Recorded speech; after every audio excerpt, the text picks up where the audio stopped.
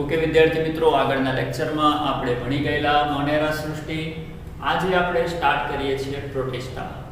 વિદ્યાર્થી મિત્રો, પ્રોટિસ્ટાની અંદર ઘણી બધી માહિતી મેં અહીંયા નવી લખેલી છે, તો નોટ અને પેન લઈને બેસજો. જે પણ કંઈ નવી માહિતી લાગે વિડીયોને પોઝ કરો, સ્ક્રીનશોટ લો અને લખી લો, કારણ કે બહુ ઇમ્પોર્ટન્ટ વસ્તુ છે. આમાંની કેટલી વસ્તુ એવી હશે કે જે તમને ટેક્સ્ટ બુકમાં નહીં મળે, પણ બહુ ઇમ્પોર્ટન્ટ છે નીટ માટે. તો સ્ટાર્ટ કરીએ છીએ આજનો આપણો પહેલો લેક્ચર, જેમાં ટોપિક છે પ્રોટિસ્ટા સૃષ્ટિ. તમે બધા જાણો છો કે આપણે જે પ્રોટિસ્ટા છે તેને 5 ભાગમાં વહેંચેલી છે. પ્રોટિસ્ટાના 5 ભાગ કયા કયા છે બોલો? પ્રોટિસ્ટાનો પહેલો ભાગ કહો છો ક્રાઇસોફાઇટસ, બીજો ભાગ કયો ડાયનોફ્લેજેલેટ્સ, ત્રીજો યુગ્લિનોઇડ્સ, ચોથો સ્લાઇમ મોલ્ડ અને પાંચમો કયો છે બોલો બધા? પ્રોટોઝોઆ. હવે વિદ્યાર્થી મિત્રો, આપણે વાત કરીશું સૌથી પહેલા ઇમ્પોર્ટન્ટ પોઈન્ટ ક્રાઇસોફાઇટસની. ક્રાઇસોફાઇટસના ઇમ્પોર્ટન્ટ પોઈન્ટમાં એક તો તમારે મોડે કરવાનું ડાયટમ્સ. તમે લોકો જાણતા હશો ને ડાયટમ્સ, એનસીઈઆરટી ની બુકમાં આપેલું છે ને. સમુદ્રના ઉત્પાદક તરીકે કોણ ઓળખાય છે? ડાયટમ્સ. હવે વિદ્યાર્થી મિત્રો, ડાયટમ્સમાં આવે છે ડેસ્મિડ. ડેસ્મિડ એ ગોલ્ડન લીલ તરીકે ઓળખાય છે. બીજા આવે છે પ્લેન્કટોન, એ પ્રકાશ સંશ્લેષી છે. એક માર્કમાં તમને પૂછી શકે નીચેનામાંથી કોણ પ્રકાશ સંશ્લેષી છે? નીચેનામાંથી કોણ ગોલ્ડન લીલ તરીકે ઓળખાય છે? સમુદ્રના ઉત્પાદક કોણ? તો કે ડાયટમ્સ. આવો કોઈ ને કોઈ વિકલ્પ તમને ગમે ત્યાંથી કાઢી શકે છે. બીજી એક વસ્તુ, ડાયટમ્સની જ્યારે પણ વાત કરતા હોય, ક્રાઇસોફાઇટસની જ્યારે પણ વાત કરતા હોય, તેમાં ડાયટમ્સ એના પરથી તમને તરત યાદ આવવું જોઈએ. શું યાદ આવવું જોઈએ? ડાયટોમેસિયસ પૃથ્વી. ડાયટોમેસિયસ પૃથ્વી કોને કહેવાય? તો કે આ જે ડાયટમ્સ છે ને, એની કોષ દિવાલ શેની બનેલી હોય? સિલિકાની બનેલી હોય.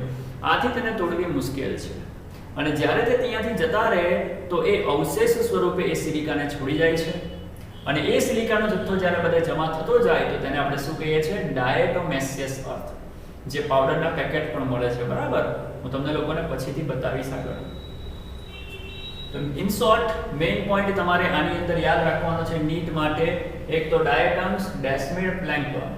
ડાયટમ્સમાં તમારે શું યાદ રાખવાનું છે? નોટ કરી લેજો. શું? ડાયટોમેસિયસ અર્થ પાવડર, ડાયટોમેસિયસ પૃથ્વી. ઓકે. કોષ દિવાલ શેની બનેલી હોય? સિલિકા. કોષ દિવાલ શેની બનેલી હોય?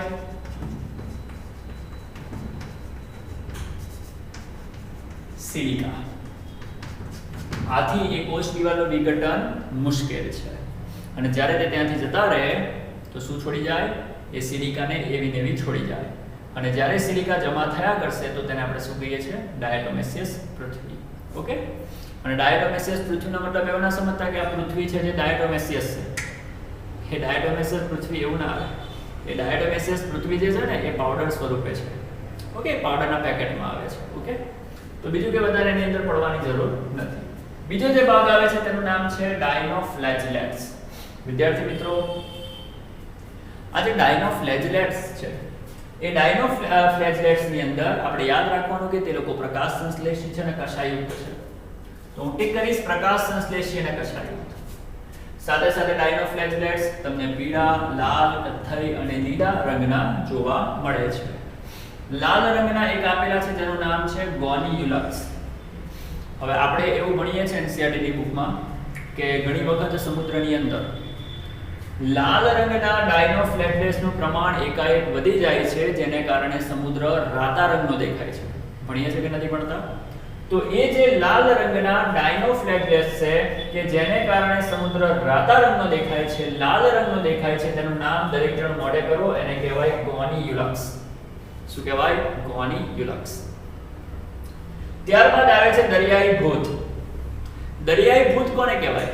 તો કે દરિયાઈ ભૂત કહેવાય નોટિલ્યુકાને. નોટિલ્યુકા. આ જે નોટિલ્યુકા છે ને, એ નોટિલ્યુકા પણ ડાયનોફ્લેજેલેટ્સનો જ એક સભ્ય છે. અને એને કેમ દરિયાઈ ભૂત કહેવાય? કારણ કે રાત્રે અંધારામાં તે ચમકે છે. તમારો પગ પડે ચમકે, તો રાત્રે અંધારામાં તે ચમકે છે, આથી આપણે તેને નામ આપ્યું છે દરિયાઈ ભૂત. કોને? નોટિલ્યુકાને. તો આપણે જોયું ક્રાઇસોફાઇટસ, ત્યારબાદ જોયું ડાયનોફ્લેજેલેટ્સ. હવે આપણે ચર્ચા કરવાની કોશિશ કરીશું યુગ્લિનોઇડ્સ, ત્યારબાદ સ્લાઇમ મોલ્ડ્સ અને ત્યારબાદ પ્રોટોઝોઆની. યુગ્લિનોઇડ્સ નોંધી લેજો, તે પણ પ્રકાશ સંશ્લેષી અને કષાયુક્ત હોય છે. અને તેમાં આપણે નામ કોનું આપવાનું ખાસ મોડે કરવાનું તે છે યુગલીના. બીજી વસ્તુ વિદ્યાર્થી મિત્રો યાદ રાખજો તે લોકોની કોષ દિવાલ પ્રોટીનને બદલે તેમાં કોષ દિવાલની બદલે પ્રોટીનનું આવરણ આવેલું છે જેને પેલાઇસ કહેવાય. આ લોકોની અંદર કોષ દિવાલ નથી, કોષ દિવાલની જગ્યાએ ત્યાં પ્રોટીનનું આવરણ છે અને એ જે પ્રોટીનનું આવરણ છે તેને આપણે શું નામ આપીશું? પેલાઇસ. બીજું તો બસ આટલી જ માહિતી મેઇન છે યુગ્લિનોઇડ્સમાં. પ્રકાશ સંશ્લેષી કસાયુક્ત ઉદાહરણ અને ખાસ તો આ પોઈન્ટ યુગ્લિનોઇડ્સની કોષ દિવાલ યુગ્લિનોઇડ્સમાં કોષ દિવાલની જગ્યાએ શું આવેલું હોય તો તમારે આન્સર આપવાનો પેલાઇસ પ્રોટીન. સ્લાઇમ મોલ્ડ.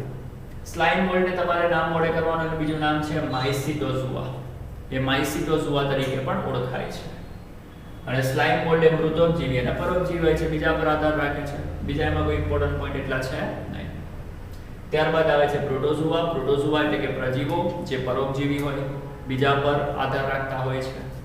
એની અંદર એક આવે છે કુટપાદધારી અમીબા. અમીબા ખોટા પગ ધરાવે ને, આથી એને કહેવાય ખોટા પગધારી અથવા તો કુટપગધારી. તો કુટપગધારી અમીબા. ત્યારબાદ આવે છે કશાધારી. કશાધારીમાં શું નામ યાદ રાખવાનું? ટ્રાઇપેનોસોમા. પક્ષમધારીમાં મોડે કરો પેરામિશિયમ. અને છેલ્લું કરું બીજાણુધારી પ્લાઝ્મોડિયમ. ખ્યાલ છે ને પ્લાઝ્મોડિયમ? બધા ભેગા થઈને આખું મોટું પ્લાઝ્મોડિયમ ચપ્પલ જેવું મોટું બનાવે, મોટો એરિયા ઘેરી લે અને જ્યારે પરિસ્થિતિ પ્રતિકૂળ બને તો તે ગોળ બની જાય. પ્લાઝ્મોડિયમ ગોળ બની જાય અને ગોળ બનીને અંદરના વિસ્તારમાં બીજાણુઓનું સર્જન કરે. પ્લાઝ્મોડિયમ શું કરે? પ્રતિકૂળ પરિસ્થિતિમાં આખો ભેગો થઈને ગોળ બની જાય અને જ્યારે પરિસ્થિતિ પ્રતિકૂળ હોય ત્યારે ગોળ બની ગયો અને અંદરના ભાગમાં બીજાણુઓ બનાવે અને જ્યારે તેને એવું લાગે ને કે હવે આપણી પરિસ્થિતિ બહારની અનુકૂળ થઈ ગઈ છે એટલે તેની બાહ્ય સપાટી પર ફાટ પડે અને બધા જ બીજાણુ કે જે અંદર બનેલા તે બહાર નીકળી જાય અને બહાર નીકળીને બધા ફરી પાછા પ્લાઝ્મોડિયમ તરીકે વર્તે. તો આ રીતે તે બીજાણુ ધારણ કરે છે. આથી તેને કહેવાય બીજાણુધારી અને બીજાણુની મદદથી તે પ્રજનન કરે છે. તો કુટપાદધારી અમીબા, કશાધારી ટ્રાઇપેનોસોમા, પક્ષમધારી પેરામિશિયમ અને બીજાણુધારી પ્લાઝ્મોડિયમ. તો વિદ્યાર્થી મિત્રો પ્રોટિસ્ટાની અંદર નીટ માટે જે ઇમ્પોર્ટન્ટ પોઈન્ટ છે તે આટલા છે. એકવાર ધ્યાનથી તેને નોટ કરી લેજો. ઓકે, હવે અહીંયા એક નાની અમથી પ્રેક્ટિસ, એક એક્સરસાઇઝ સ્વરૂપે મેં 5 સવાલ લખેલા છે. એ 5 સવાલમાં તમે જુઓ, દરેક સવાલમાં તમને લોકોને 4 શબ્દો આપ્યા છે. એ 4 શબ્દોમાંથી તમારે અસંગત હોય, મતલબ કે જે સંગત ના થતો હોય, મેચ ના થતો હોય તેને અલગ કાઢવાનો છે. તમે એવું સમજી લો કે આ સવાલ તમને નીટમાં પૂછાયેલો છે અને તમને 4 ઓપ્શન આપેલા છે A, B, C અને D. અને ABCD માંથી જે અસંગત વિકલ્પ છે તેને તમારે સિલેક્ટ કરવાનો છે. અને પરીક્ષામાં પૂછાશે તો એ રીતે જ પૂછાશે. ABCD આપ્યા હશે 4 ઓપ્શન, એમાંથી અસંગત કયો છે તમારે નક્કી કરવાનો.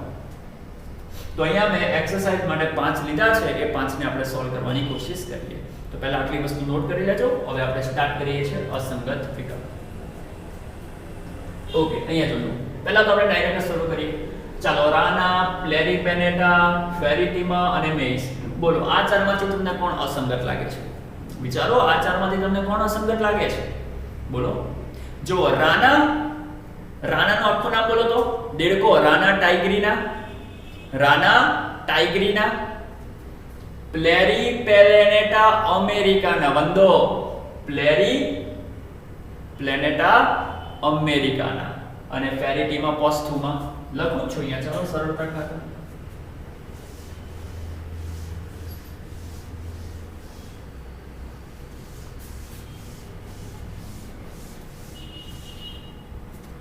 ચાલો, રાના પરથી યાદ આવે રાના ટાઇગ્રીના. પછી પ્લેનેટા પરથી યાદ આવે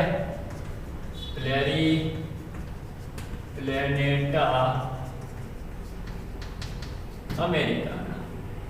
ફેરિટેમા બોલતા જાઓ. પસ્થુમા. પછી મેઇઝ પરથી શું યાદ આવે? મેઇઝ યાદ કરો, કાલે મેં તમને આવા વિકલ્પો આગળના લેક્ચરમાં સોલ્વ કરાવેલા છે બધા. શું આવે? મેઇઝ કોણ? કઈ મેઇઝ? ઝિયા મેઇઝ. ખ્યાલ છે ને? તો વિચારો આ ચારમાંથી કયો મેચ નથી થતો? રાના, પ્લેરીપ્લેનેટા, ફેરેટીમા અને પેલો છે મેઇઝ. આ ત્રણ પ્રજાતિ છે, જ્યારે આ કોણ છે? જાતિ છે. તો જાતિ મેચ થતી નથી. તો બોલો બધા, તમારો આન્સર કયો આવશે? તમારો આન્સર આવશે મેઇઝ. આ ચારે ચાર તમારી પ્રજાતિ છે, જ્યારે આ તમારી જાતિ છે. તો જાતિ અલગ પડી કે ના પડી? તો આ રીતે મેઇઝ અસંગત વિકલ્પ છે. કેવી રીતે આમાં વાત કરો? ટાઇગ્રીના, અમેરિકાના, પોસ્થુમા, હેલિએન્થસ. ચાલો હેલિએન્થસ પરથી કોઈને કે યાદ આવે છે? હેલિએન્થસ અને એસ સૂર્યમુખી. તો જુઓ, ટાઇગ્રીના જાતિ, અમેરિકાના જાતિ, પોસ્થુમા જાતિ.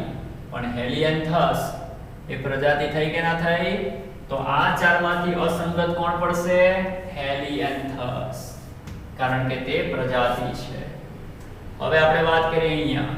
વિદ્યાર્થી મિત્રો, અહીંયા આપેલું છે રાનીડી. આ ન છે. રાનીડી, બ્લાટીડી, એસ્ટરેસી, ગ્લુમિફોરી.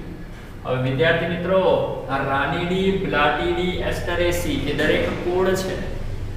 રાનીડી, બ્લાટીડી, એસ્ટરેસી એ દરેક કુળ છે. અને જે ગ્લુમિફ્લોરી છે એ તમારી શ્રેણી છે. શ્રેણી. કયા કયા કુળ કીધા મેં તમને? રાનીડી, બ્લાટીડી, એસ્ટરેસી. આ બધા કુળ છે. કુળ. અને આ જે ગ્લુમિફ્લોરી છે ને એ તમારી શ્રેણી છે. શ્રેણી. ગ્લુમિફોરી. તો વિદ્યાર્થી મિત્રો, આ ત્રણ કુળ છે અને આ શ્રેણી છે. તો અલગ પડી કે ના પડી? તો અહીંયા ગ્લુમિફ્લોરી અલગ પડી ગયું. ગ્લુમિફ્લોરી આવશે અહીંયા. ગ્લુમિફ્લોરી. ગ્લુમિફ્લોરી. તો અહીંયા ચેન્જ કરો. ગ્લુમિફ્લોરી. ફ્લોરી નહીં, ફ્લોરી. ઓકે, તો અહીંયા ચેન્જ કરો પાછો.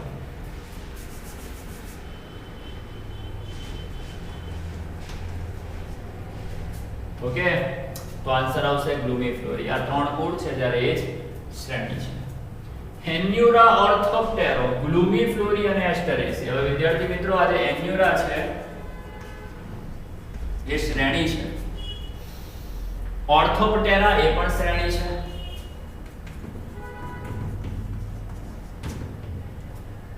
ગ્લુમિફ્લોરી એ પણ શ્રેણી છે. જ્યારે એસ્ટરેસી એ કુળ છે કે નહીં? તો બોલો, આ ચારમાંથી કોણ અલગ પડ્યું? એસ્ટરેસી અલગ પડ્યું કે ના પડ્યું? તો આ તમારો જવાબ છે. હવે અહીંયા આપણને ચાર ઓપ્શન આપેલા છે: સજીવ, અંગતંત્ર, અંગ અને કોષ. બોલો, આ ચારમાંથી તમને કોણ અસંગત લાગે છે? સજીવમાં હું આવું કે ના આવું? જુઓ તમે મને, હું સજીવ છું કે નહીં? હવે મને એમ કહો, અંગતંત્ર, મારી પાસે અંગતંત્રો છે કે નહીં? કોષ, સોરી, અંગ, મારી પાસે અંગ છે કે નહીં? કોષ, તો કે તમે કહેશો સાહેબ મારી પાસે કોષ પણ છે. પણ યાદ રાખજો, કોષ એ નાની અને સૂક્ષ્મ રચના છે કે નહીં? આથી સજીવ, અંગતંત્ર, અંગ એની સરખામણીમાં કોષ અલગ પડી જાય. આ પણ પેશીઓનો જથ્થો છે. બહુ ધ્યાનથી સાંભળજો. આ કોષોનો જથ્થો, આ પણ કોષોનો જથ્થો, અંગ પણ કોષોનો જથ્થો. અંગ એ કોષોનો જથ્થો છે. અંગતંત્ર કોષોનો જથ્થો છે. સજીવ કોષોનો જથ્થો છે. એની સરખામણીમાં કોષ તો એકલો પડ્યો કે ના પડ્યો? આથી આ બધાની સરખામણીમાં આને આપણે અસંગત ગણીશું. તો વિદ્યાર્થી મિત્રો, આમાં અસંગત આવશે. પરીક્ષામાં તમને ઘણી વખત આ રીતે સવાલો પૂછાઈ શકે કે નીચેનામાંથી કોણ અસંગત છે, તો તમને આવડવું જોઈએ. જો કે આ નીટમાં પણ કામ લાગશે, તમને બોર્ડની એક્ઝામમાં પણ કામ લાગશે. તો ક્લિયર થઈ ગયું? ફટાફટ એકવાર નજર મારો, પછી બીજો ટોપિક આગળ વધીએ છીએ.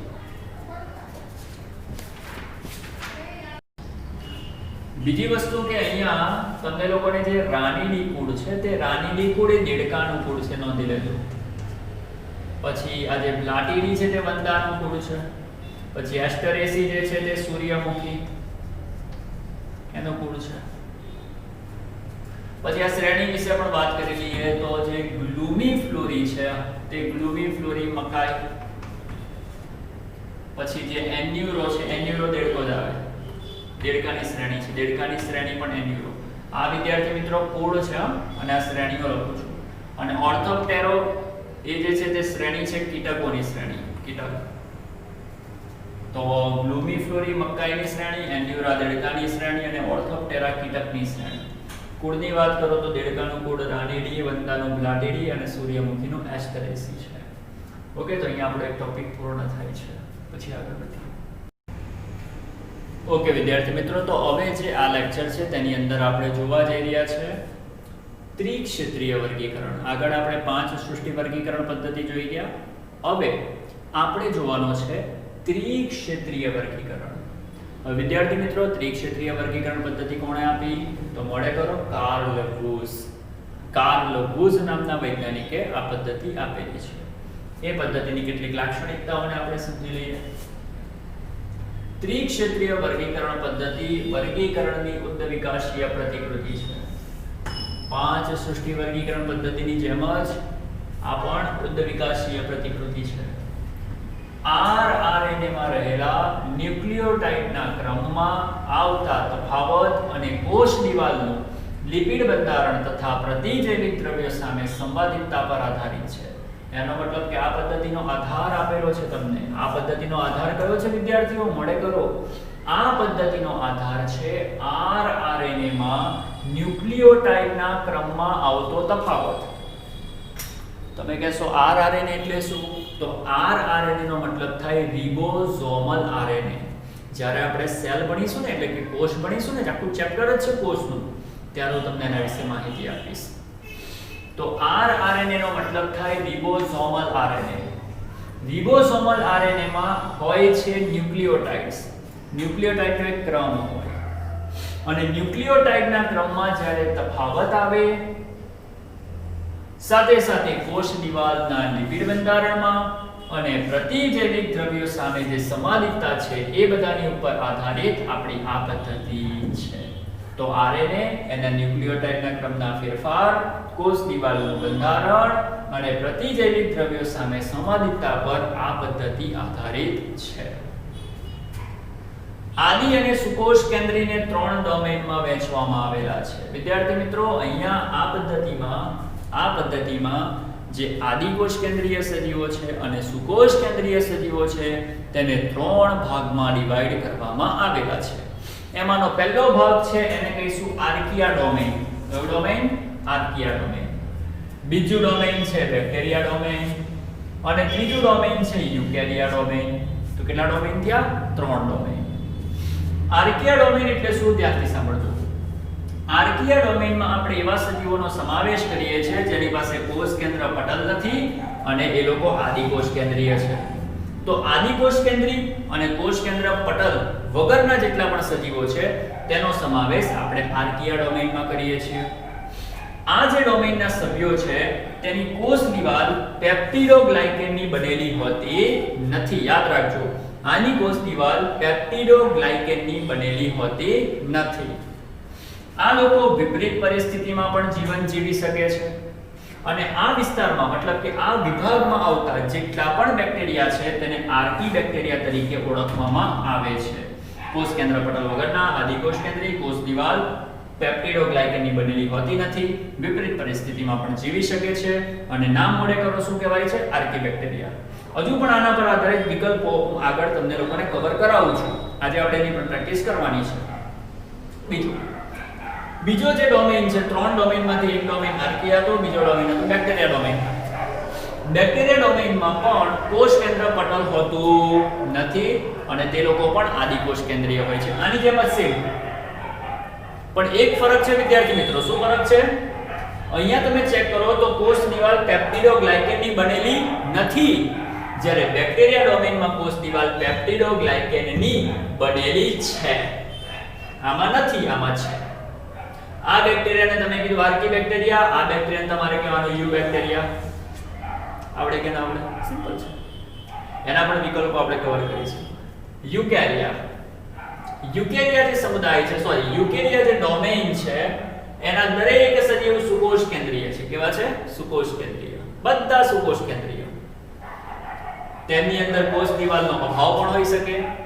હવે હમણાં પહેલા આપણે તમને બતાવી દઉં કે આ જે યુકેરિયા ડોમેન છે ને, યુકેરિયા ડોમેન, એ યુકેરિયા ડોમેનની અંદર 4 ભાગ પડેલા છે. કેટલા ભાગ પડેલા છે? 4. યુકેરિયામાં સમાવેશ થાય છે પ્રોટિસ્ટાનો, એમાં સમાવેશ થાય છે ફૂગનો, એમાં સમાવેશ થાય છે વનસ્પતિનો, એમાં સમાવેશ થાય છે પ્રાણીઓનો. તો યુકેરિયા ડોમેનને આપણે 4 ભાગમાં વહેંચેલું છે, 1 2 3 અને 4. એની અંદર જોવા મળતા દરેક સજીવો સુકોષ કેન્દ્રીય છે, મતલબ કે આ બધા સુકોષ કેન્દ્રીય છે, બધા સુકોષ કેન્દ્રીય. કોષ કેન્દ્ર પટલ છે, અંગિકાઓ છે, બધું જ છે. આથી કહેવાય સુકોષ કેન્દ્રીય. એમાંના કેટલાક લોકો એવા છે કે જેમાં કોષ દિવાલનો અભાવ છે. તમે પ્રાણીઓની વાત કરો તો બોલો, પ્રાણીઓમાં કોષ દિવાલ હોય? ના હોય. તો કેટલાક લોકોમાં કોષ દિવાલનો અભાવ. અને જો હોય તો સેલ્યુલોઝ અથવા તો ફંગસ સેલ્યુલોઝની. વિદ્યાર્થી મિત્રો, તમને બધાને ખબર છે કે જે વનસ્પતિનો સમુદાય છે, વનસ્પતિ સૃષ્ટિ જે છે, એ વનસ્પતિની અંદર કોષ દિવાલ હોય કે ના હોય? અને વનસ્પતિની કોષ દિવાલ શેની બનેલી છે? બોલો બધા, સેલ્યુલોઝની. જ્યારે ફૂગની વાત કરો તો ફૂગની કોષ દિવાલ શેની બનેલી છે? ફંગસ સેલ્યુલોઝની છે કે નહીં? તો આ રીતે આપણે સમજી શકીએ છીએ યુકેરિયા સુકોષ કેન્દ્રીય, કોષ દિવાલનો અભાવ હોય તો સેલ્યુલોઝ અને ફંગસ સેલ્યુલોઝ. 4 વિભાગ પડે છે: પ્રોટિસ્ટા, ફૂગ, વનસ્પતિ અને પ્રાણી. સિમ્પલ છે, એકવાર આને નોટ કરી લો, પછી આગળ વધીએ છીએ. ઓકે વિદ્યાર્થી મિત્રો, તો સજીવોનું વર્ગીકરણ ચેપ્ટર એની અંદર આપણે કયા કયા ટોપિકો નીટ પર આધારિત જોયા, એકવાર ફરીથી એને ડિસ્કસ કરી લઈએ અને ત્યારબાદ આપણે કેટલાક અગત્યના વિકલ્પોને સોલ્વ કરીશું. તો ધ્યાનથી જોજો, આપણે આ ચેપ્ટરમાં સજીવ શું છે તેના વિશેની માહિતી મેળવી, ત્યારબાદ સજીવોના લક્ષણો વિશેની માહિતી મેળવી અને ત્યારબાદ આપણે વર્ગીકરણની કક્ષાઓ વિશે ચર્ચા કરેલી, જેની શરૂઆત ક્યાંથી થતી હતી? જાતિથી, અને ક્યાં અંત થતો હતો? સૃષ્ટિ. ત્યારબાદ આપણે વૈજ્ઞાનિક નામ વિશેની માહિતી મેળવેલી, ત્યારબાદ આપણે વર્ગીકરણની પદ્ધતિઓ જોઈ. એ વર્ગીકરણની પદ્ધતિઓની અંદર દ્વિસૃષ્ટિ નામાંકરણ પદ્ધતિ, ત્રિસૃષ્ટિ, 4 સૃષ્ટિ, 5 સૃષ્ટિ અને છેલ્લે આપણે જોઈ ત્રિક્ષેત્રીય વર્ગીકરણ પદ્ધતિ. વિદ્યાર્થી મિત્રો, આપણે આ બધા મુદ્દાઓનો અભ્યાસ અત્યાર સુધી નીટની અંદર કરેલો છે. બીજી વસ્તુ કે આ દરેક મુદ્દાઓની અંદર આપણે ખાસી વસ્તુ બહુ ડિટેલમાં ચર્ચા કરેલી છે, જેમ કે સજીવોના લક્ષણમાં કેટલા બધા લક્ષણો જોયા, સાથે સાથે આપણે દ્વિસૃષ્ટિ, ત્રિસૃષ્ટિ, 4, 5 અને ત્રિક્ષેત્રીય, એમાં પણ ઘણા બધા મુદ્દાઓ એવા છે કે જેનો આપણે ખૂબ ઊંડાણમાં અભ્યાસ કરેલો છે. તો જેટલા પણ મુદ્દાઓ નીટ પર આધારિત હતા આ ચેપ્ટરમાંથી, એટલા મેં તમને લોકોને અત્યારે કરાવ્યા. હવે આપણે કેટલાક વિકલ્પોની પ્રેક્ટિસ કરવા જઈ રહ્યા છે. તો સ્ટાર્ટ કરીએ છીએ વિકલ્પોની પ્રેક્ટિસ. ઓકે સ્ટુડન્ટ્સ, તો આપણે કેટલાક વિકલ્પોને અહીંયાથી સોલ્વ કરીશું. ધ્યાનથી જોજો. 5 સૃષ્ટિ વર્ગીકરણ પદ્ધતિ આપનાર વૈજ્ઞાનિક કયા હતા? આજે જ આપણે જોયું ને, લિનિયસ, એરિસ્ટોટલ, વિટેકર કે સુશ્રુત. તો આન્સર આવશે વિટેકર. આજે જ આપણે જોયું કે ના જોયું? તો અહીંયા આન્સર કયો આવશે? વિટેકર. સામાન્ય પૂર્વજ ધરાવતી જાતિઓના સમૂહને શું કહેવાય? વિદ્યાર્થી મિત્રો, જેનો પૂર્વજ સામાન્ય હોય તેવી જાતિઓના સમૂહને શું કહેવાય? બોલો, પ્રજાતિ, શ્રેણી, જાતિ કે કુળ? પ્રજાતિ. જેના પૂર્વજ સામાન્ય તેને કહેવાય પ્રજાતિ. સજીવનું વૈજ્ઞાનિક નામ લખવામાં કયા વર્ગકનો શબ્દ પ્રથમ લેવાય? બોલો, પ્રજાતિ. વૈજ્ઞાનિકના નામમાં પહેલું પ્રજાતિ લઈએ, પછી જાતિ લઈએ કે ના લઈએ? એક્ઝામ્પલ તરીકે અહીંયા જુઓ, અથવા તો અહીંયા હું લખું છું પેરીપ્લેનેટા અમેરિકાના. તો વિદ્યાર્થી મિત્રો, પેરીપ્લેનેટા અમેરિકાના, એમાં પેરીપ્લેનેટા પ્રજાતિ અને પાછળની જાતિ કહેવાય કે ના કહેવાય? તો વૈજ્ઞાનિક નામમાં પહેલો શબ્દ પ્રજાતિનો, બીજો શબ્દ જાતિનો. તો જવાબ આવશે પ્રજાતિ. આધુનિક માનવનું વૈજ્ઞાનિક નામ કયું છે? હોમો સેપિયન્સ સેપિયન્સ. વિદ્યાર્થી મિત્રો, અહીંયા જે હોમો છે એ થશે પ્રજાતિ, સેપિયન્સ એ થશે જાતિ અને સેપિયન્સ એ થશે ઉપજાતિ. અહીંયા આપણે લખીએ છીએ હોમો સેપિયન્સ સેપિયન્સ. વિદ્યાર્થી મિત્રો, એમાં જે હોમો છે તે થશે પ્રજાતિ, સેપિયન્સ તે થશે જાતિ અને ઘણી વખત જે પાછળ લખાય છે તેને આપણે કહીશું ઉપજાતિ. તો યાદ રાખજો, આ જે છે તે આપણું નામ છે, મતલબ કે માનવ, આધુનિક માનવનું નામ છે હોમો સેપિયન્સ સેપિયન્સ. વ્યક્તિગત જાતિઓ ભેગી મળવાથી શું રચાય? વિદ્યાર્થી મિત્રો, વ્યક્તિગત જાતિ ભેગી થઈ જાય તો તેનાથી વસ્તી બને. તો વ્યક્તિગત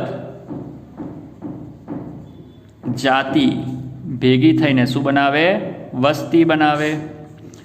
સામાન્ય વસવાટમાં, અહીંયા જુઓ, સામાન્ય વસવાટમાં સાથે મળીને જીવન ગાળતી વસ્તીઓ ભેગી મળીને શેની રચના કરે છે? તો જવાબ આવશે જીવ સમાજ. સામાન્ય વસવાટમાં જે વસ્તીઓ ભેગી થાય ને તો જીવ સમાજ બનાવી દે. યાદ રાખો, વસ્તીઓ ભેગી થઈને શું બનાવશે? જીવ સમાજ.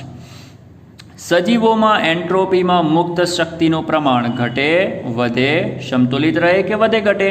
હંમેશા વિદ્યાર્થી મિત્રો યાદ રાખજો, એન્ટ્રોપીનું પ્રમાણ ઓલવેઝ ઘટે. એન્ટ્રોપી એનું પ્રમાણ હંમેશા ઘટે, ઘટે ને ઘટે જ. કારણ કે કોઈ પણ કાર્ય દરમિયાન હંમેશા આપણે ઉર્જાની અંદર અસંતુલતા દર્શાવીએ છીએ. અને યાદ કરો, મેં તમને આગળ લેક્ચરમાં સમજાવેલું છે કે જ્યારે પણ આપણા શરીરમાં કાર્ય થાય તો એ કાર્ય દરમિયાન આપણે થોડી ઘણી ઉર્જા ઉષ્મા સ્વરૂપે ગુમાવીએ છીએ, જેને કારણે એન્ટ્રોપી ઉદ્ભવે. અને હંમેશા યાદ રાખજો, મુક્ત શક્તિનું પ્રમાણ ઘટે. સજીવોમાં પેઢી દર પેઢી સાતત્યતા કોના દ્વારા જળવાય? અંગિકા દ્વારા, કોષો દ્વારા, આરએનએ કે ડીએનએ? બોલો, મેં તમને કીધેલું છે. જવાબ આવશે ડીએનએ. કારણ કે ડીએનએ જ આનુવંશિકતા માટે જવાબદાર છે ને. નીચે જુઓ. ઓકે, નીચેના પૈકી સજીવોમાં દૈહિક આયોજનનો સાચો ક્રમ કયો છે? જો કોષ પેશી અંગ દે, કોષ પેશી અંગ અંગતંત્ર દે, અંગતંત્ર પેશી કોષ, પેશી અંગ અંગતંત્ર દે. વિદ્યાર્થી મિત્રો, અહીંયા તમે ચેક કરો તો મને આ ક્રમ સાચો લાગે છે. કેમ? કારણ કે કોષો ભેગા થઈને પેશી બનાવે, પેશીમાંથી અંગ બને. બોલો, અંગમાંથી અંગતંત્ર બને કે ના બને? અને અંગતંત્ર ભેગો થઈને દેહ બનાવે કે ના બનાવે? તો આ વિકલ્પ તમારો સાચો છે, બાકીના બધા વિકલ્પ ખોટા છે. આ શું કહે છે? જુઓ, દેહમાંથી અંગતંત્ર બને. અરે ભાઈ, તો પોસિબલ જ નથી. આ તો ઉલટો ક્રમ છે ને, એટલે બરાબર નથી. પેશીમાંથી અંગ, અંગમાંથી અંગતંત્ર, અંગતંત્રમાંથી દેહ, એ પણ છે તો સાચો જ વિદ્યાર્થી મિત્રો. પણ આ બધામાં સૌથી સાચામાં સાચો કયો લાગે છે? આ લાગે છે, કોષ પેશી અંગ અંગતંત્ર અને દેહ. તો આ વિકલ્પ તમારો સાચો. જો કે બધા જ સાચા છે. જો કોષમાંથી પેશી બને, પેશીમાંથી અંગ અને અંગમાંથી દેહ પણ બની શકે ને. પછી દેહ, એમાંથી અંગતંત્ર, દેહ છૂટું પડે તો અંગતંત્ર, અંગતંત્ર છૂટું પડે તો પેશી, પેશીમાંથી કોષ. પણ વિદ્યાર્થી મિત્રો, તમે ચેક કરો તો આ સૌથી સાચો છે. કોષમાંથી પેશી જ બને, પેશીમાંથી અંગ બને, અંગમાંથી અંગતંત્ર બને અને પછી જ દેહ બને. એટલે આ જ સાચામાં સાચો ક્રમ છે. ઓકે, એના પછી આપણે આગળ ચર્ચા કરીએ બીજા વિકલ્પોની. અહીંયા જુઓ, જાતિથી જીવાવરણ સુધીની રચના કયા ક્રમમાં થાય છે? તો વિદ્યાર્થી મિત્રો યાદ રાખો, સૌથી પહેલાં જાતિ. જાતિઓ જ્યારે ભેગી થાય તો તેમાંથી બને, જાતિઓ જ્યારે ભેગી થાય, સોરી અહીંયા લખું છું. વિદ્યાર્થી મિત્રો, સૌથી પહેલાં યાદ રાખો જાતિ. જ્યારે જાતિઓ ભેગી થાય ને તો તેમાંથી બને વસ્તી. વસ્તી જ્યારે ભેગી થાય ને તો તેમાંથી આપણો તૈયાર થાય જીવનો સમાજ, એક સમાજ બને. અને સમાજ જ્યારે ભેગા થઈ જાય તો તેનાથી તૈયાર થાય નિવસન તંત્ર. અને નિવસન તંત્રો ભેગા થઈને નિર્માણ કરે આપણું જીવાવરણ. તો જાતિમાંથી વસ્તી, વસ્તીમાંથી જીવ સમાજ, જીવ સમાજમાંથી નિવસન તંત્ર અને નિવસન તંત્રમાંથી જીવાવરણ. વિદ્યાર્થી મિત્રો, આ ક્રમ સાચો. પહેલાં જાતિ, પછી વસ્તી, પછી જીવ સમાજ, પછી નિવસન તંત્ર અને પછી કોણ આવે? જીવાવરણ. જુઓ, અહીંયા આ છે કે નહીં પહેલો? તો વિદ્યાર્થી મિત્રો, પહેલો વિકલ્પ સાચો. જાતિમાંથી વસ્તી, વસ્તીમાંથી જીવ સમાજ, એમાંથી નિવસન તંત્ર, એમાંથી જીવાવરણ. સજીવો માટેના નિયમોને અનુસરીને નામ આપવાની પદ્ધતિને શું કહેવાય? તો વિદ્યાર્થી મિત્રો, નામાધિકરણ કહેવાય. યાદ કરો, નામાધિકરણ. ભીંગડા, મીનપક્ષ, જલજીવન ધરાવતા સજીવો કયું જૂથ સૂચવે છે? વિદ્યાર્થી મિત્રો, મત્સ્ય. ભીંગડા, મીનપક્ષ, જલજીવન. પ્રાણીઓમાં થોડી ના હોય, કીટકમાં થોડી ના હોય, સસ્તનમાં થોડી ના હોય, મત્સ્યમાં જ હોય ને. તો આન્સર આવશે મત્સ્ય. વિદ્યાર્થી મિત્રો, બીજા કેટલાક અગત્યના પોઈન્ટ એને અહીંયા તમે નોંધી લો. સજીવોનું વર્ગીકરણ કરનાર ગ્રીક તત્વચિંતક. વર્ગીકરણ કરનાર તત્વચિંતક કોણ હતા? એરિસ્ટોટલ. મોડે કરી નાખો, નોટ કરી લો, કારણ કે એના પર આધારિત આ બધા વિકલ્પો પૂછાય છે. જોવો છે ને, કયા ગ્રીક તત્વચિંતકે સજીવોનું વર્ગીકરણ સૂચવ્યું? તો આન્સર આવશે એરિસ્ટોટલ, છે ને? દ્વિનામી નામાંકરણ પદ્ધતિ કોણે આપી? Carolus Linnaeus. એનો પણ વિકલ્પ આપેલો છે. વર્ગીકરણ વિદ્યાના પિતા કોને કહેવાય? Carolus Linnaeus. નૂતન વર્ગીકરણ પદ્ધતિ કોણે વિકસાવી? હક્સલી. હક્સલી નામના વૈજ્ઞાનિકે વિકસાવી. 5 સૃષ્ટિ આધારિત વર્ગીકરણ પદ્ધતિ કોણે વિકસાવી? આપણે ભણી ગયા છે, વી ટેકર, છે કે નહીં? તો વિદ્યાર્થી મિત્રો, આ રીતે તમને વિકલ્પો પૂછાતા હોય છે.